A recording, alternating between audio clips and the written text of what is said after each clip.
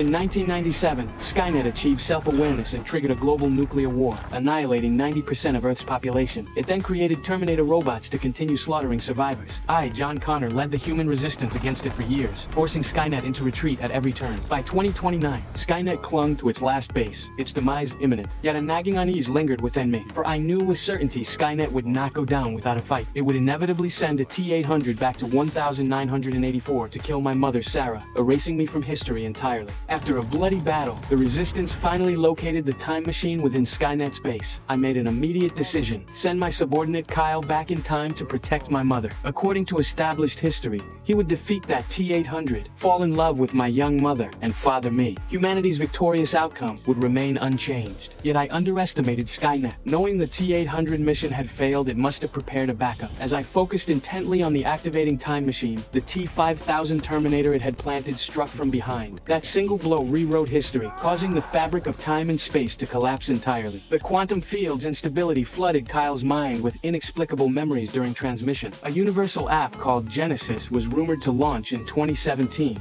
And as a child, I kept repeating to myself, Genesis is Skynet. Another memory showed my mother holding my hand and whispering softly, "You just go, and you don't look back."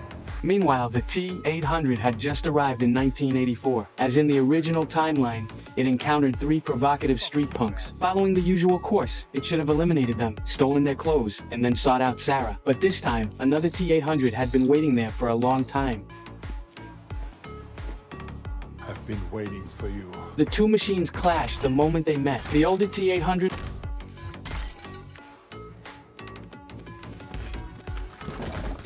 was clearly outmatched and on the verge of defeat when a gunshot rang out from afar. Barrett's bullet struck a critical circuit and it collapsed instantly. Kyle also landed, just like before. He stole a homeless man's underwear and was chased by the police. The difference was that one of the pursuing officers was a 10,000 inches disguise. He fled into a mall, changed clothes, only to find 2 officers blocking the exit. Before the bearded officer could speak, the T-1000 stabbed him dead.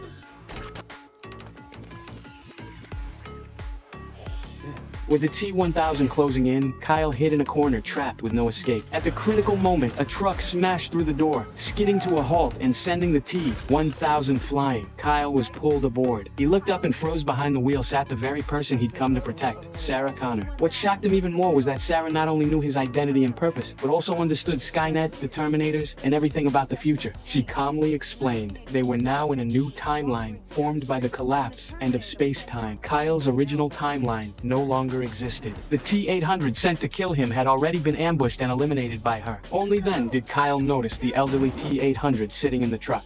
He instinctively raised his gun to shoot. As he got out to investigate, the T-800 knocked him down with a single blow. The T-800 immediately warned Sarah to stay alert, then politely greeted the awakening Kyle. Sarah seized the moment to explain. In this timeline, Skynet had sent the T-1000 to kill her entire family when she was 9. It was this very T-800 that saved her and raised her as his own daughter. Before she finished speaking, the old T-800 abruptly turned and fired a piece of liquid metal left behind by the T-1000 had followed them all the way. Sure enough, the T-1000 soon caught up, but the trio remained calm, driving straight to an abandoned factory.